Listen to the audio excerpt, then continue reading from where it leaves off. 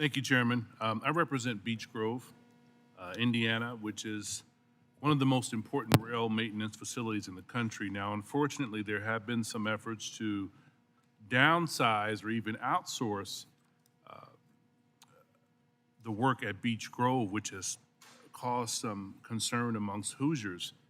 I think if we're going to improve our supply chain and rail service, we have to expand opportunities for talented workers and experienced rail maintenance personnel to build up the quality of service and safety. Do you think it's important to strengthen our rail yards and maintenance facilities? If so, what does this look like?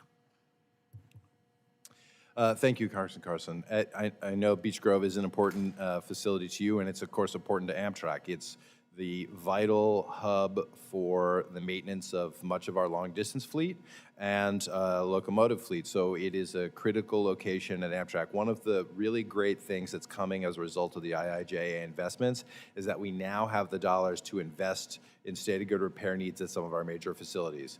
And we're, of course, as I mentioned, doing lots of hiring in the mechanical shop. So building up that workforce in Beech Grove is something we have been doing. There's lots of work underway, and it's a critical facility for Amtrak. Similarly, facilities in other parts of the country are also going to receive investment and are having more workers there because we've got to get all our equipment back in shape and keep it maintained.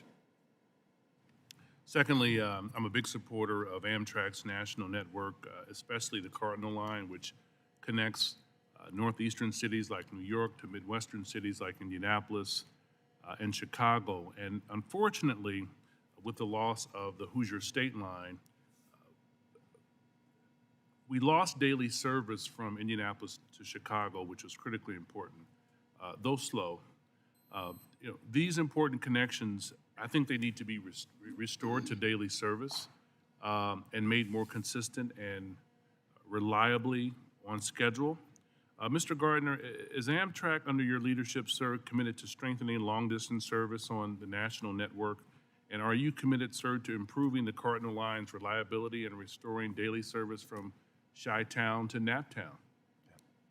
Well, thank you for the question, Congressman. I actually just rode the Cardinal 3 weeks ago. It was a great trip, and we do believe there is an opportunity for two things. One is potentially providing daily service on the Cardinal between the Northeast via West Virginia and Ohio and Indiana, and also to work with the state on opportunities for corridor service between Indianapolis and Chicago, and there's, of course, service potential to the east, to Cincinnati, et cetera. So those are going to be decisions that are driven by the state.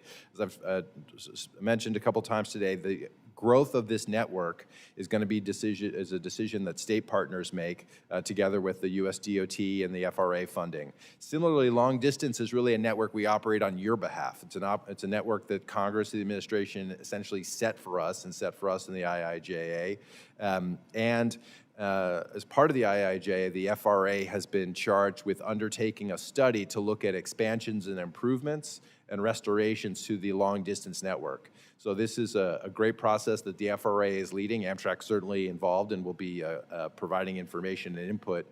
So the work we've applied for funding to look at daily service on the Cardinal and also daily service on the Sunset Limited, which goes between New Orleans via Houston all the way to Los Angeles.